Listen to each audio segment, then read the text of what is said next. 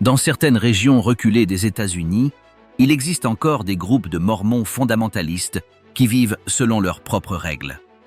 À première vue, elles semblent être des communautés tranquilles, très axées sur la religion, mais lorsque vous commencez à écouter ce qui se passe à l'intérieur, les choses changent.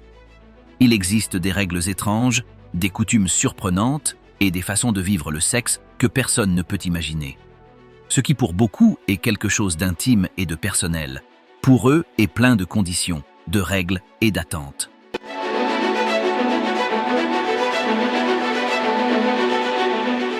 Les relations ne commencent pas toujours par l'amour, et le contrôle sur sa vie privée peut être plus fort qu'on ne le pense. Il y a des choses dont on ne parle pas ouvertement, mais tout le monde là-bas le sait. Entre traditions anciennes et mandats religieux, se mêlent des pratiques qui semblent devenues d'une autre époque. Quels sont les secrets sexuels qui sont encore cachés dans ces communautés? Bienvenue à Mundare. Aujourd'hui, je vais vous montrer. C'est parti!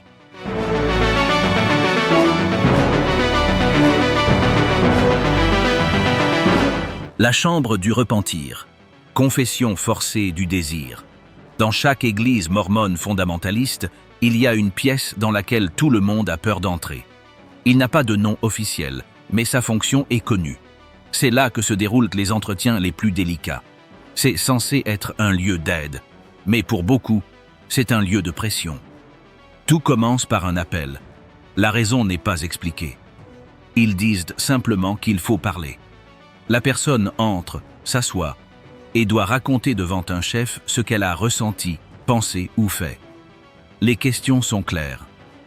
Vous êtes-vous masturbé? À qui as-tu pensé? L'as-tu fait plus d'une fois? Si vous ne répondez pas bien, ils insistent. Ils ne recherchent ni réconfort ni compréhension. Ils veulent que tu parles. Dire quelque chose. Et si vous ne le dites pas, ils supposent que vous cachez des choses. Si vous parlez, des tâches vous sont assignées. Parfois, il s'agit de jeûner, d'autres fois d'étudier davantage ou de sauter des réunions. Après avoir avoué, la personne n'en ressort pas la même. Il n'a plus le même regard. Certains amis s'éloignent, d'autres évitent d'en parler. Mais l'atmosphère change. Il ne fait plus partie du groupe de la même manière. Le message est clair. Le désir ne se pardonne pas si facilement. Certaines personnes disent ce qu'elles n'ont pas fait, juste pour être laissées tranquilles. D'autres cachent des choses pour éviter d'être punies. Mais tout le monde apprend qu'il n'est pas prudent de parler. Il n'y a aucun support, juste des règles. Tout ce qui touche au sexe est traité comme une erreur qui doit être corrigée. Cette pièce ne change pas de forme, même si l'emplacement change. Il fait toujours froid, c'est toujours sérieux, c'est toujours inconfortable. Ce qui y est dit peut être gardé secret, mais l'effet est perceptible. Après avoir traversé cette épreuve, personne ne ressent la même chose. Ni libre, ni propre, ni sûr.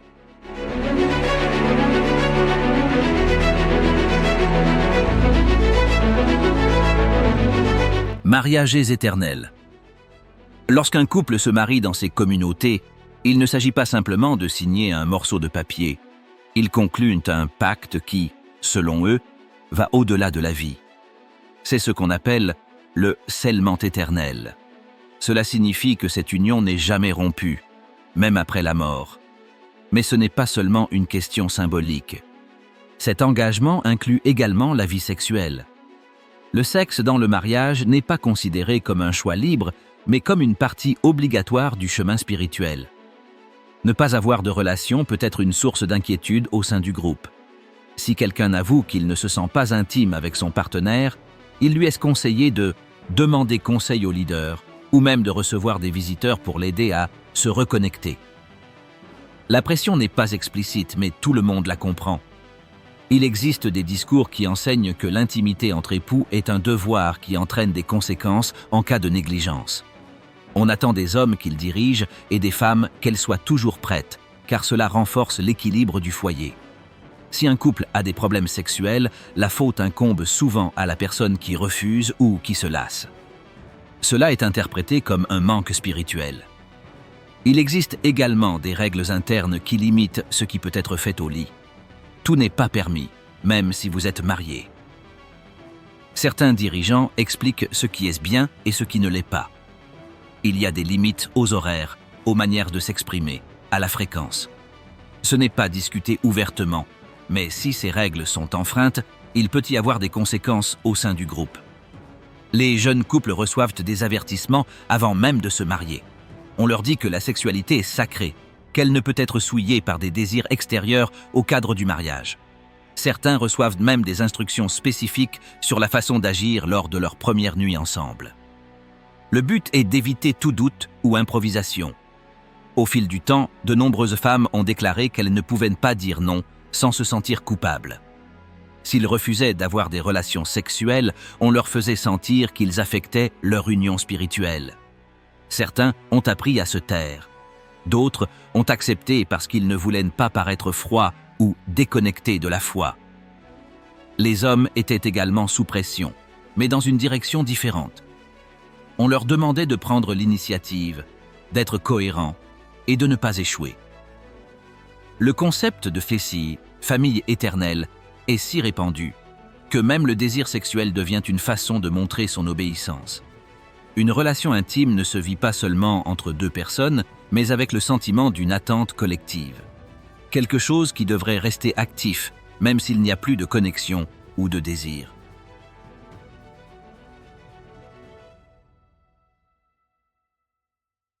Les règles sous les draps, ce qui est autorisé et ce qui est interdit. Même s'ils sont mariés, les membres de ces communautés ne peuvent pas faire ce qu'ils veulent en privé. Il y a des limites. Certaines sont écrites, d'autres sont dites lors de réunions privées, et beaucoup sont simplement apprises grâce à la pression sociale. Il n'est pas permis d'en parler beaucoup, mais tout le monde sait qu'il y a des règles à suivre. Par exemple, il y a des positions sexuelles qui ne sont pas bien vues. Si quelqu'un s'écarte de ce qui est considéré comme naturel, il peut être amené à rendre des comptes. Dans certains cas, ils ont déclaré que les dirigeants l'apprennent par le biais de rumeurs, ou parce que l'un des conjoints en parle pour demander conseil. À partir de là, le couple est appelé à s'aligner sur les principes. Il y a des gens qui ont été mis en garde contre le fait d'avoir des relations sexuelles certains jours du calendrier sacré. D'autres utilisent des méthodes contraceptives sans autorisation. La manière dont ils doivent se comporter pendant l'événement est également contrôlée. Le langage considéré comme vulgaire ne peut être utilisé. Vous ne pouvez pas rechercher le plaisir individuel. Et si l'un des deux se plaint ou demande des changements, cela est interprété comme un signe que quelque chose ne va pas dans sa spiritualité.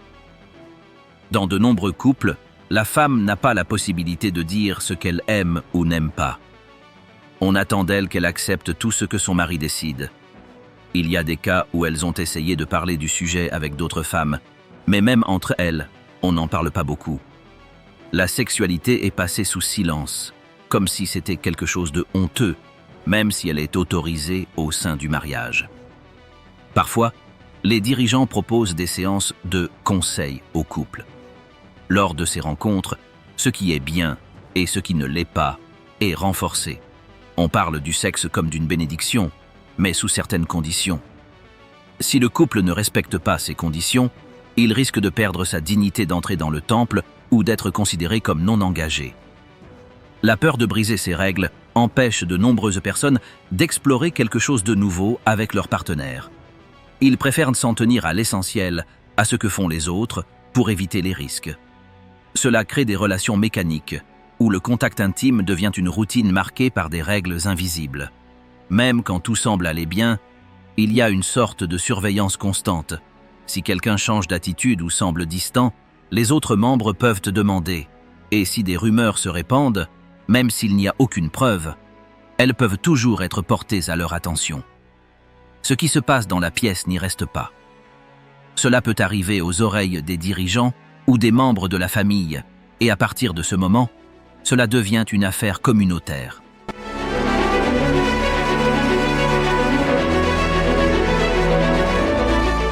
Les épouses partagées, des structures polygames secrètes. La polygamie est encore pratiquée dans certaines branches du fondamentalisme mormon. Il existe encore des groupes où un seul homme vit avec plusieurs épouses. Ce n'est pas personnel. Cela fait partie d'un système religieux qui s'impose comme un devoir. Et tout commence à partir de la plus haute hiérarchie. Celui qui a le plus d'autorité au sein du groupe a généralement le plus d'épouses. Ils ne le disent pas de cette façon en public, mais intérieurement, cela est compris comme faisant partie de l'ordre céleste. Les dirigeants assignent des femmes aux hommes. Parfois, ce sont des veuves. D'autres fois, ce sont des jeunes qui viennent à peine de sortir de l'adolescence. Il y a ceux à qui on n'a pas demandé. On leur a simplement dit qui épouser. Les familles sont organisées en grands blocs. Maisons avec plusieurs femmes et beaucoup d'enfants. Chaque femme a sa propre chambre. Certains alternent les jours pour les partager avec leur mari. D'autres ne voient l'homme que lorsqu'il le décide. Tout est géré avec des horaires, des accords entre eux et des règles non écrites que tout le monde connaît. Ce n'est pas une communauté libre. Si une femme veut partir, elle est confrontée à de sérieux problèmes. Elle perd contact avec ses enfants, est expulsée de son environnement et sa famille peut cesser de lui parler. Dans certains cas, d'autres épouses retirent leur soutien. Dans ce système, s'éloigner ne signifie pas seulement se séparer d'un homme. Il s'agit d'être isolé de tout.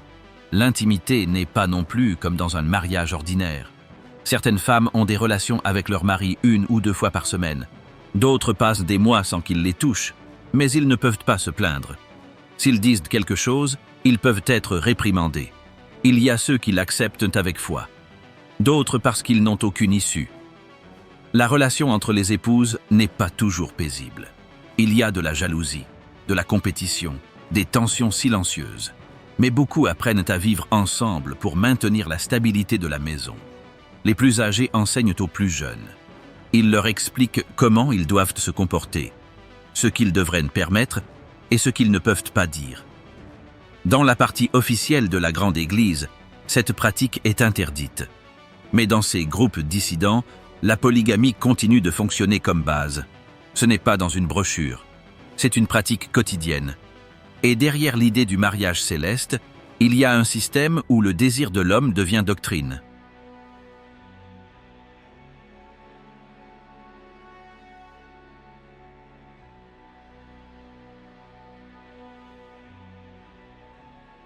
La pornographie comme épidémie, diaboliser l'inévitable. Pour les Mormons fondamentalistes, la pornographie n'est pas seulement quelque chose à éviter. Elle est présentée comme une menace totale. Dans les réunions, les discours et les manuels, on en parle comme s'il s'agissait d'un fléau destructeur d'âmes. Presque toutes les conversations sur la jeunesse se terminent par une mention de son danger. On dit que quiconque regarde ce type de contenu perd sa pureté, que l'esprit ne peut plus ressentir. Cela pollue votre esprit. On suggère même que son visage change, qu'il devient opaque, qu'il est perceptible. Il n'existe aucune étude ni donnée. Seules des déclarations répétées avec une certitude totale. Beaucoup de jeunes se sentent coupables avant même d'avoir vu quoi que ce soit. Le simple fait d'imaginer une scène intime leur fait penser qu'ils ont échoué. S'ils voient quelque chose par hasard ou par curiosité, la peur les consume. Certains pleurent en secret, d'autres le cachent. Mais presque tout le monde pense que leur valeur en tant que personne a diminué. Lors d'entretiens privés, on leur demande de le dire. Combien de fois l'as-tu vu? Quel genre d'image? Est-ce que tu étais excité? As-tu fini? Les questions ne cherchent pas à comprendre. Ils cherchent à s'inscrire, classer, appliquer des sanctions. Car dans cette logique, regarder de la pornographie est le début du chemin vers la perdition. Les sanctions sont variées. Suspension des activités, retrait des permis, discussions obligatoires, lecture de repentance et surtout, la vigilance.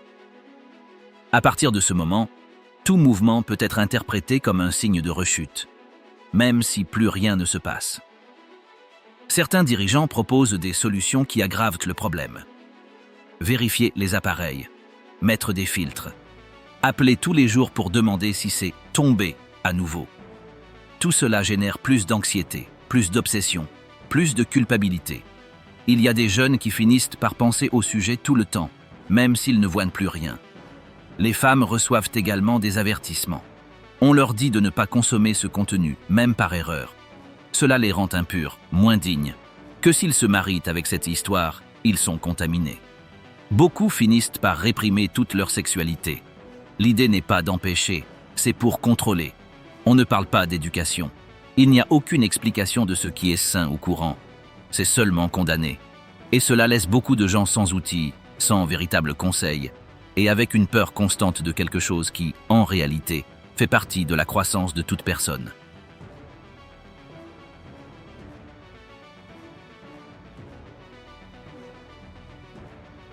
Les mères éternelles dont personne ne parle. Dans la doctrine officielle de ces communautés, on parle beaucoup du Père céleste. Il dirige tout. Vous le priez, vous le suivez, vous lui obéissez. Mais il y a quelque chose qui est toujours laissé de côté. La figure divine féminine. On mentionne parfois l'existence d'une Mère céleste, mais elle n'est pas nommée, priée ou enseignée en classe. C'est vrai, mais ce n'est pas vrai. Les femmes du groupe le remarquent dès leur plus jeune âge. Ils apprennent que leur valeur vient du fait d'être obéissants, discrets et fertiles. On attend d'elles qu'elles se marient tôt, qu'elles aient beaucoup d'enfants et qu'elles servent leur mari. Mais il n'est pas question d'une femme spirituellement forte. Il n'existe aucun exemple féminin de pouvoir. Aucune image à suivre qui représente l'autorité religieuse. Les hommes ont la prêtrise. Ils dirigent, bénissent, guident, soutiennent des femmes. Elles peuvent enseigner dans certains espaces, mais toujours sous la supervision d'un homme. Ils ne peuvent pas prendre de décision sur des questions de foi. Et si l'un d'eux se démarque trop, on lui demande souvent de maintenir l'ordre. Dans l'étude des textes sacrés, la voix féminine n'apparaît presque jamais. Tout est raconté du point de vue masculin. On enseigne que c'est l'homme qui préside, que la femme doit le suivre. Il n'y a pas de débat, cela ne fait aucun doute. C'est parce que cela a été reçu de cette façon, et personne ne le conteste à haute voix. Certaines femmes acceptent le système parce qu'elles n'en connaissent pas d'autres. D'autres le tolèrent pour leurs enfants. Et beaucoup restent simplement silencieux à ce sujet. Mais cela ne veut pas dire qu'ils ne le ressentent pas. Beaucoup remarquent cette absence, celui d'un modèle divin qui les représente, une figure qui les valide au-delà du rôle de mère ou d'épouse. Même les jeunes femmes qui étudient plus dur, qui posent des questions, finissent par avoir l'impression de dépasser les bornes. Parce que dans ces communautés, une femme qui parle beaucoup de spiritualité est mal à l'aise. On vous rappelle que votre rôle n'est pas de diriger, mais d'accompagner. Et si elle veut être acceptée, elle doit rester là. Dans un environnement où tout est décidé par le masculin, le divin devient également masculin par défaut. Et donc, la moitié de la communauté vit sans miroir, sans chiffres pour les nommer, sans que personne ne leur dise qu'ils peuvent être quelque chose de plus. Le traumatisme de ne pas s'intégrer. Au sein de ces communautés, le désir n'est pas seulement contrôlé, c'est surveillé, c'est puni. Cela devient un motif de culpabilité. Et pour beaucoup de jeunes, cette pression est trop forte. Certains atteignent un point où ils ne peuvent plus le supporter. Ce n'est pas visible de l'extérieur, aucun commentaire. Mais ça arrive, et de plus en plus souvent. De nombreux adolescents commencent très tôt à avoir le sentiment qu'ils ne sont pas à leur place, que ce qu'ils ressentent n'est pas autorisé, que votre corps aille dans un sens et que votre communauté aille dans un autre. Ils essaient de résister. Ils lisent, ils prient, ils demandent de l'aide. Mais l'aide va toujours dans une seule direction, éliminer ce qu'ils ressentent. Je ne le comprendrai jamais. Quand ils confessent ce qu'ils vivent, ils ne reçoivent aucune compréhension.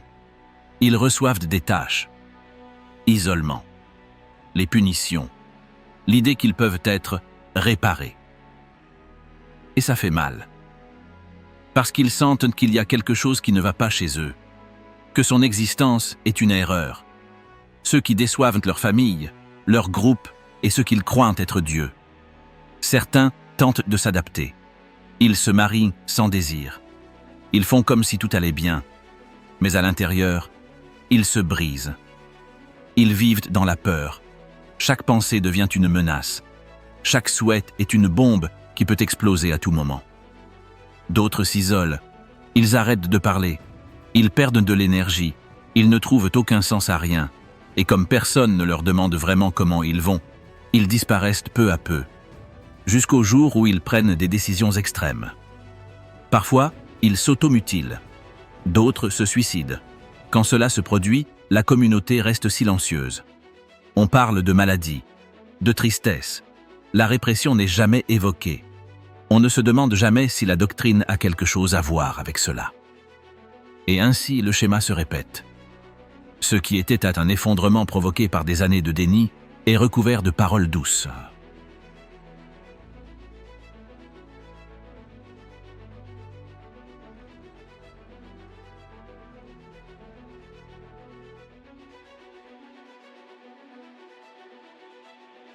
Ce que vaut une réputation.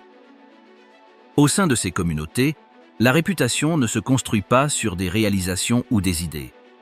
Il est construit avec le comportement. Et dans ce comportement, le sexe occupe la première place.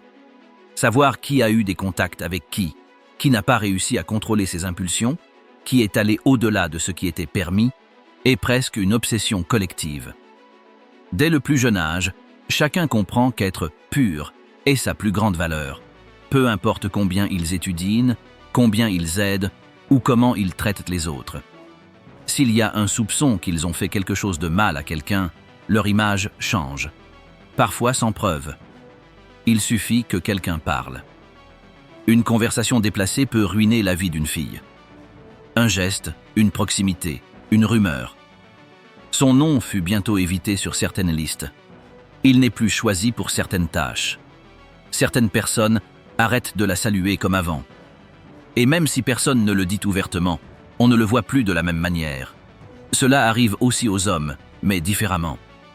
S'ils sont reconnus comme ayant péché, ils sont réprimandés, mais ils sont aussi pardonnés plus rapidement. Cependant, s'il s'agit d'une femme, il est beaucoup plus difficile d'effacer cette marque. Parce que dans ce système, la pureté féminine est ce qui est le plus valorisé, et ce qui se perd le plus vite. De nombreuses filles vivent dans la peur d'être considérées comme moins dignes. C'est pourquoi ils mesurent chaque mot. Ils évitent d'approcher certains garçons. Ils ne parlent pas fort. Ils n'expriment pas ce qu'ils ressentent. Parce qu'ils savent que si quelque chose leur semble déplacé, cela peut être utilisé contre eux. En matière de mariage, cette histoire pèse lourd. S'il y a des rumeurs, le dirigeant peut refuser son approbation, même s'ils étaient faux. S'il y a des doutes sur la valeur d'une jeune femme, de nombreux hommes préfèrent ne pas s'intéresser à elle, même s'ils ne savent pas vraiment pourquoi. La communauté a déjà semé la suspicion. Certains tentent de nettoyer leur image avec plus de service, plus d'obéissance, plus de silence. Mais parfois, ce n'est pas suffisant. Car dans ces environnements, une réputation sexuelle endommagée ne s'efface pas facilement. Et le plus injuste, c'est que dans de nombreux cas, il n'y a même pas eu de faute. Juste un regard, une supposition ou la parole de quelqu'un qui a plus de pouvoir. Le sexe cesse alors d'être quelque chose de privé. Cela devient une mesure de valeur. Quelque chose que tout le monde observe, même si personne ne parle directement. Et dans cette vigilance silencieuse, de nombreuses personnes perdent la liberté d'être qui elles sont, simplement par peur d'être marquées à vie. Règles pour les grossesses et les relations. Au sein du mariage, les décisions intimes ne sont pas toujours prises entre deux personnes. Dans ces communautés mormones fondamentalistes, il existe des instructions claires sur le nombre d'enfants qu'ils devraient avoir, quand ils devraient arriver, et comment ils devraient vivre leur sexualité, même après le mariage. Le contrôle reste. Il change simplement de forme. L'utilisation de méthodes contraceptives est mal vue. Certains groupes les interdisent purement et simplement. D'autres ne les mentionnent pas. Mais ceux qui les utilisent sont considérés comme rebelles ou non spirituels. Si un couple décide d'espacer les grossesses, il doit le justifier. Et s'ils ne le font pas correctement, ils sont corrigés. On dit à de nombreuses femmes qu'elles doivent être disponibles à tout moment, même si elles sont enceintes, même si elles viennent d'accoucher. Le refus peut être interprété comme un manque d'engagement. Il y a ceux qui le font par devoir, pas par désir, parce qu'elles savent que dire non pourrait leur causer des problèmes avec leur mari, et avec les dirigeants aussi. Il y a des familles avec 10, 12 enfants ou plus. Non pas parce qu'ils l'avaient prévu de cette façon, mais parce qu'on leur avait appris qu'avoir beaucoup de personnes est un signe de foi. Que chaque grossesse est une mission. Arrêter, c'est douter du plan divin. Parfois, même le corps n'en peut plus. Mais le message est clair. Si vous pouvez continuer, vous devez continuer. Dans les cas où un couple souhaite limiter le nombre de ses enfants, il est invité à en parler avec les dirigeants. Là, il leur explique qu'ils ne voient pas le panorama éternel. Ils pensent comme le monde extérieur, qu'ils devraient faire davantage confiance. Finalement, la plupart des gens cèdent, parce que la pression vient de toutes parts.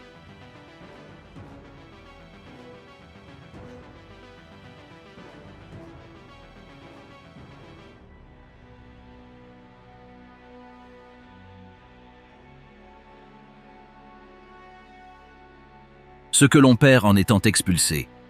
Être expulsé d'une communauté mormone fondamentaliste ne signifie pas seulement cesser d'assister aux réunions. Cela signifie également perdre l'accès à votre partenaire, à ta famille et à toute vie intime au sein du système. C'est une rupture complète, une forme de punition qui affecte directement le sexe. Lorsqu'une personne est excommuniée, son statut matrimonial est suspendu. Même s'il est légalement marié, il ne compte plus au sein du groupe. Votre partenaire est peut-être relocalisé. Dans certains cas, ils sont encouragés à quitter la personne excommuniée et à continuer leur vie avec une autre personne approuvée par les dirigeants. Cela ne se produit pas par décision mutuelle. Souvent, la personne expulsée n'a pas de voix. Le leadership décide et le communique. On dit au couple que c'est la bonne chose à faire, qu'ils ne peuvent pas rester unis à quelqu'un qui ne fait plus partie de la communauté. Que maintenir le contact mettrait leur propre dignité en danger. Parfois, la séparation se produit même si le défaut était mineur. Un doute doctrinal, un commentaire déplacé, une confession mal interprétée, et avec cela, tout le processus est activé. Le lien est rompu, l'accès au temple est bloqué, et tout droit à la vie conjugale est retiré. La douleur est double. Ce n'est pas seulement l'environnement social qui est perdu. L'intimité, le domicile et le contact avec les enfants sont également perdus. Certaines personnes qui ont vécu cette expérience disent que du jour au lendemain, elles ont cessé de voir leur famille, qu'ils ne pouvaient pas dire au revoir, qu'ils étaient traités comme s'ils n'existaient plus. Pour ceux qui veulent revenir, la route est longue. Il faut des lettres, des confessions, de la vigilance. Et pendant ce temps-là, ils ne peuvent avoir aucune relation, ni avec son ancien partenaire, ni avec personne. Ils sont seuls, littéralement. Tout ce qui touche au corps et à l'affection est annulé. Cet isolement est justifié comme une purification. Mais en réalité, cela fonctionne comme une punition structurée. Une forme de pression visant à faire en sorte que la personne expulsée se repente le plus rapidement possible. Parce que dans ce système, même le sexe peut être supprimé. Comme si cela faisait partie de la punition. Chapitre 18. La première veille de nuit. Instruction et surveillance. La première nuit de mariage n'est ni intime ni libre dans cet environnement. Cela devient une obligation contrôlée de l'extérieur. Il n'y a pas de surveillance directe, mais il y a des règles, des pressions et des commentaires autour du couple dès la première minute. Avant de se marier, de nombreux couples reçoivent des instructions précises. On ne parle pas d'émotions. Nous parlons de ce qui devrait être fait, ce qui est attendu, de ce qui n'est pas permis. Il y a ceux qui reçoivent des entretiens privés avec des conseils sur les positions, la durée et même la façon d'agir si l'un des deux ne se conforme pas. Certains jeunes disent qu'on leur a donné des listes. Ou alors, ils leur lisent les instructions dans de vieux manuels. Le tout sur un ton sérieux, comme s'il s'agissait d'une cérémonie parallèle. Et quand le moment arrive, ils ne peuvent s'empêcher de penser à ce qu'on leur a dit. Il n'y a pas de place pour la spontanéité, juste pour répondre aux attentes. Après cette nuit, la communauté prend conscience. Ils demandent avec des allusions. Les mères parlent à leurs filles, amies avec Marie. Tout le monde veut savoir si ça s'est bien passé. Il n'y a pas d'intimité. Ce qui se passe dans cette pièce devient un sujet de spéculation dans les jours qui suivent. Si quelque chose ne se passe pas comme prévu, le problème ne s'arrête pas au couple. Des conseils sont recherchés. Les dirigeants sont consultés. Parfois, ils sont invités à donner une conférence. Ils leur demandent s'il y a eu des difficultés, si quelque chose n'a pas fonctionné. Et au lieu de les aider, on leur donne le sentiment d'avoir échoué.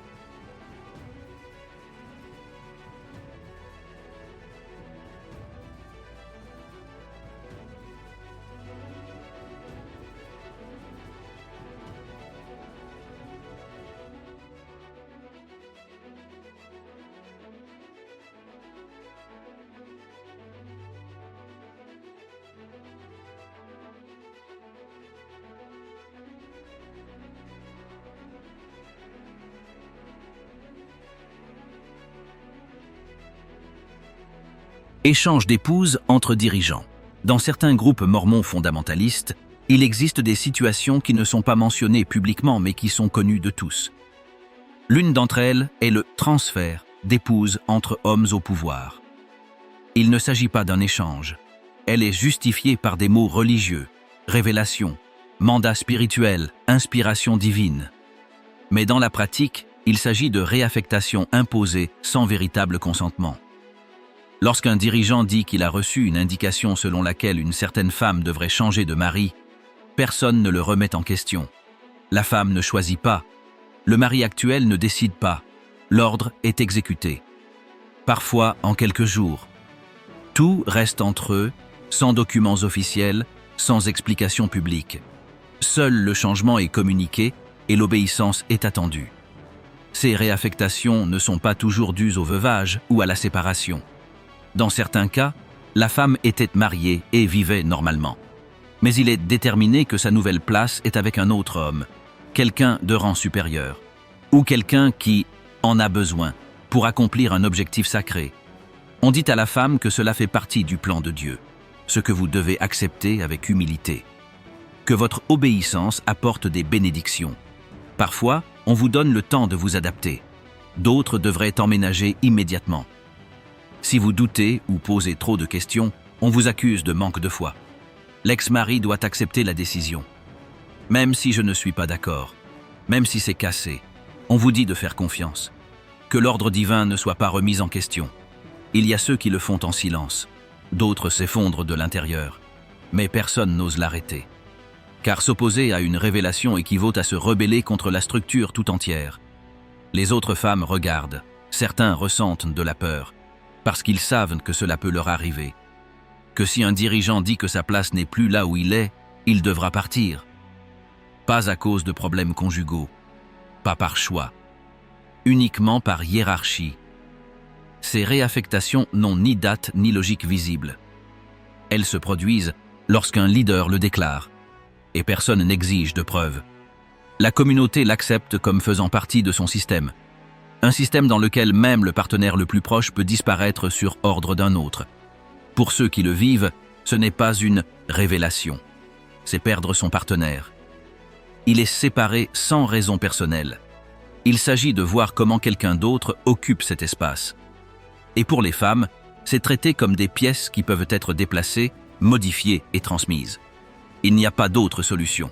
Il n'y a aucun moyen de protester. Si cela arrive, il ne reste plus qu'à obéir. Parce que dans ce monde, la volonté d'un leader pèse plus que n'importe quel lien. Et lorsque cette volonté prévaut, tout le reste cesse d'avoir de l'importance. Il n'y a pas de couple, de désir ou d'histoire qui ait plus de poids qu'une commande. C'est ainsi que fonctionne la vie là-bas. On obéit sans rien demander. Parce que le corps ne vous appartient pas, l'intimité n'est pas un droit et l'amour n'est pas un choix. Tout passe par des filtres, des hiérarchies et des attentes que personne n'a demandées. Ce qui devrait être humain devient structure. Et ce qui naît de l'instinct devient culpabilité. Il n'y a aucun moyen d'aimer, de toucher ou de ressentir sans regarder par-dessus son épaule. Tout a des règles, même les plus petites choses. Ce qui est important n'est pas ce qui se passe derrière des portes closes, mais ce qui décide qui peut les ouvrir. Et tant que cela ne changera pas, de nombreuses vies continueront de tourner autour d'un désir qui n'existe que si quelqu'un l'autorise.